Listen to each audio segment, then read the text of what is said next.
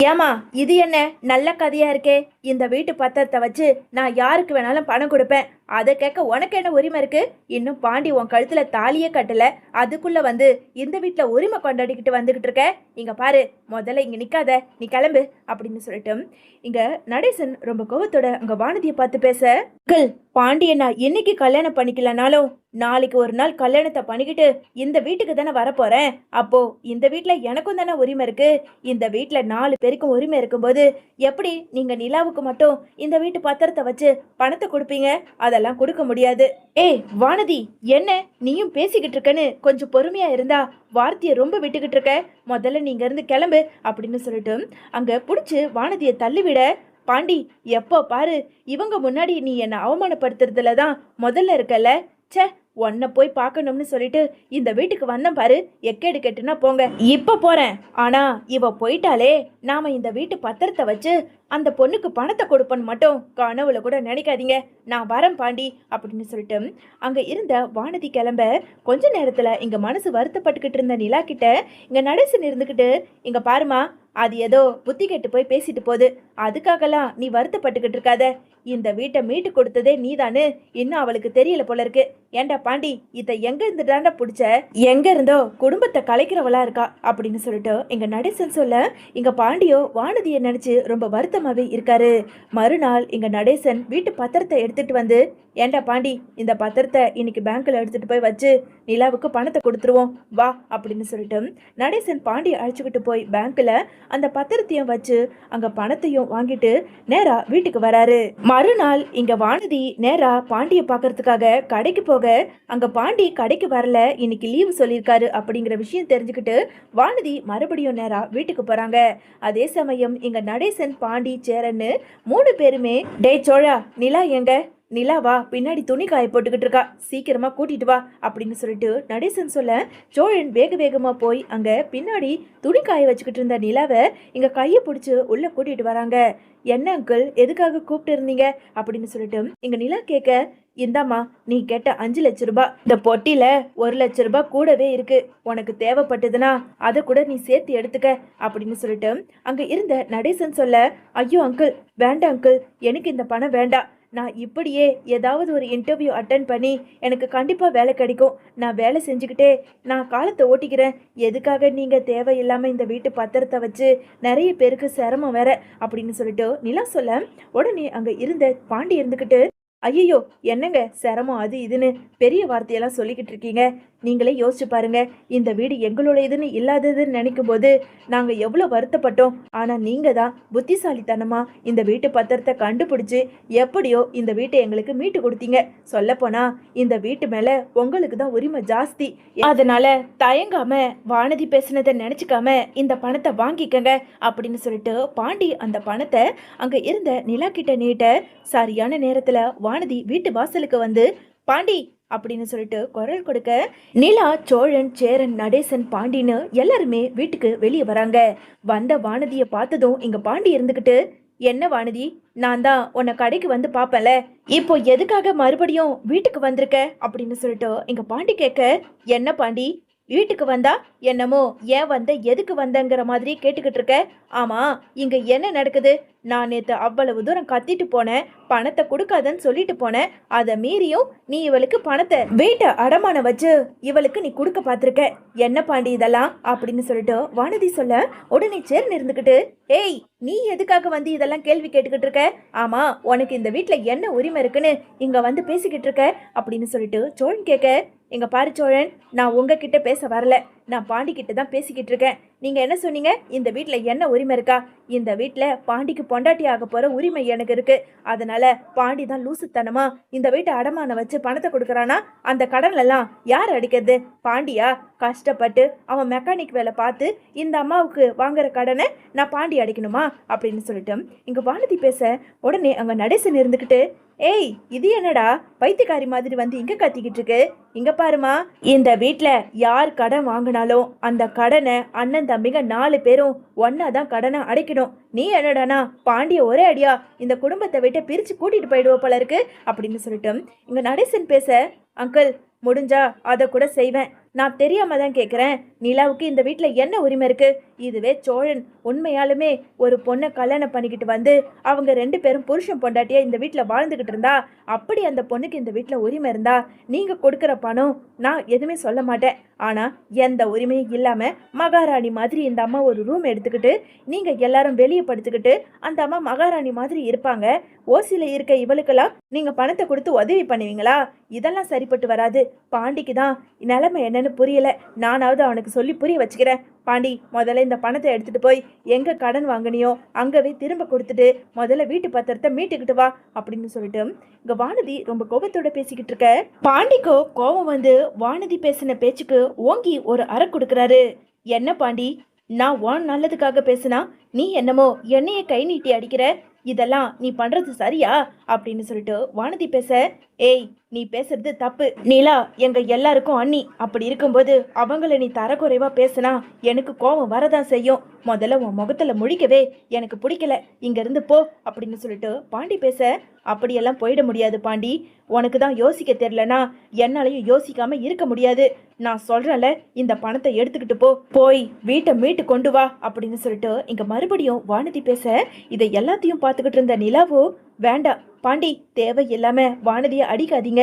வானதி பேசுறதுல தப்பு ஒன்றும் கிடையாது. என்னதான் இருந்தாலும் நான் இந்த வீட்டு 3வது ஆளு தானே. என்னை விட வானதிக்கு தான் இந்த வீட்டுல உரிமை அதிகமா இருக்கு. அதனால நீங்க வானதி சொல்ற மாதிரி இந்த பணத்தை எடுத்துக்கிட்டு போய் பேங்க்லயே திரும்பவும் கொடுத்து நீங்க இந்த வீட்டை மீட்டு கொண்டு வாங்க அப்படின்னு சொல்லிட்டு நிலா சொல்ல, உடனே சோழன் இருந்துகிட்டு, நிலா நீங்க எதுக்காக இதுல பேசிக்கிட்டு இருக்கீங்க? அப்பாவோடையது இந்த வீடு. அப்பாக்கு இந்த வீடு என்ன பண்ணணும்னு அவருக்கு தெரியும். அவர் முடிவெடுத்துதான் உங்களோட தொழிலுக்கு அவர் பணத்தை கொடுக்கறாரு. ஏதோ இவ வந்து பேசுறான்னு நீங்க பாட்டுக்குன்னு பணத்தை திரும்பவும் கொடுக்குறீங்க. அதெல்லாம் ஒன்றும் வேண்டாம் பாண்டி, நீ வாங்காத அப்படின்னு சொல்லிட்டு இங்க சோழன் சொல்ல, உடனே வானதி இருந்துகிட்டு, நிலா போதும் நிறுத்துறீங்களா? இன்னும் எவ்வளவு காலம்தான் நல்ல வேஷம் போட்டுக்கிட்டு இருக்க போறீங்க? நான் தெரியாம தான் கேட்குறேன். நீங்க சோழனை விருப்பம் இல்லாம கல்யாணம் பண்ணிக்கிட்டு வந்தீங்க சரி, ஏதோ உங்களுக்குன்னு ஒரு காலம் இந்த வீட்டில் ஓடிச்சு. அதுக்கப்புறம் நீங்க உங்களுக்கு வேலை கிடைச்சதுக்கு அப்புறம் இந்த வீட்டை விட்டு போக வேண்டியது தானே. இன்னமும் எதுக்காக இந்த வீட்டில் உட்காந்துக்கிட்டு அப்படியே மகாராணி மாதிரி எல்லாரையும் அதிகாரம் பண்ணது மட்டும் இல்லாம இப்போ இந்த வீட்டையும் அடமானம் வச்சு பணத்தையும் கேட்டு இருக்கீங்க அப்படின்னு சொல்லிட்டு வானதி நிலாவை பார்த்து ரொம்ப கோபத்தோட பேச, நிலாவோ வானதியை எப்படியாவது சமாதானப்படுத்தணும் அப்படிங்கிறதுக்காக மெதுவா நிலா அங்க வானதியோட கையை பிடிச்சு, ஐயோ வானதி, எதுக்காக தேவையில்லாத வார்த்தைகள் எல்லாம் விட்டுக்கிட்டு இருக்கீங்க? நான் இந்த வீட்டுக்கு விருப்பம் இல்லாம தான் வந்திருக்கேன். ஆனா எப்போ இந்த வீட்டுக்குள்ள வந்தனோ அப்பவே இந்த வீட்டுல இருக்க எல்லாரையுமே எனக்கு ரொம்ப பிடிச்சு போச்சு. நீங்க நினைக்கிற மாதிரி நான் ரொம்ப நாளா இந்த வீட்டில் இருக்க மாட்டேன். என்னைக்கா இருந்தாலும் இந்த வீட்டை விட்டு நான் போக தான் போறேன். ஆமா, பாண்டிக்கு நீங்க கல்யாணம் பண்ணிக்கிட்டாலும் சேரன் சந்தாவை கல்யாணம் பண்ணிக்கிட்டாலும் அதுக்கப்புறம் இந்த வீட்டில் எனக்கு என்ன வேலை இருக்கு? நான் கிளம்பிக்கிட்டே இருப்பேன். நீங்க எதுக்கும் பயப்படாதீங்க. அதே மாதிரி இந்த பணம் நான் வாங்க போறதும் இல்லை அப்படின்னு சொல்லிட்டு இங்க நிலா சொல்ல, போதும் நிலா, என்கிட்ட நாடகத்தை நடத்திட்டு நான் அப்படிக்கா போனதுக்கப்புறம் அந்த பணத்தை வாங்கி நீங்கள் பிஸ்னஸ் ஸ்டார்ட் பண்ண போறீங்க அப்படி தானே? உங்களோட நாடகம்லாம் நான் பார்த்து ரொம்ப நாள் ஆயிடுச்சு. அதனால நீங்கள் என்கிட்ட நாடகத்தை நடத்த வேண்டாம், அப்படி போங்க அப்படின்னு சொல்லிட்டு வந்த கோபத்துக்கு வானதியோ நிலாவை பிடிச்சி தள்ளிவிட, நிலாவை போய் அப்படியே ஒரு கல்லில் இடிச்சுக்கிட்டு அங்கேயே விழுந்துடுறாங்க. நிலா போய் கல்லில் இடிச்சுக்கிட்டு விழுந்ததுல நிலா எழுந்துக்க முடியாம அங்கேயே மயக்கம் போட்டு விழ, அதை பார்த்ததும் அங்க நடேசன், டேய் நிலா எழுந்துக்க மாட்டேங்கிறாடா, என்னன்னு பாருங்கடா அப்படின்னு சொல்லிட்டு அங்க இருந்த நடேசன் சொல்ல, உடனே சோழன் வேக வேகமா போய் அங்க நிலாவை தூக்கி பார்க்க, நிலாவோ மயங்கி கிடக்கிறத பார்த்ததும், அண்ணே நிலா மயங்கி கிடக்கிறா, உடனே ஹாஸ்பிட்டலுக்கு போகணும், டே பாண்டி வண்டி எடுடா அப்படின்னு சொல்லிட்டு அங்க இருந்த சோழன் சொல்ல, ஏய் உன்னை எல்லாம் பெத்தாங்களா? என்னடி பண்ணாங்க? எதுக்காக நீங்க வந்து இந்த குடும்பத்தை அழிக்கிறதுக்குன்னே நீங்க வந்திருக்கியா? முதல்ல இங்க இருந்து போடி அப்படின்னு சொல்லிட்டு அங்க இருந்த வானதியை பிடிச்சி தள்ளி விட்டுட்டு பாண்டி வேக வேகமா போய் கார் எடுக்க, அதுல இங்க நிலாவை தூக்கி போட்டு அங்க சோழன் நேரா ஹாஸ்பிட்டலுக்கு போறாங்க.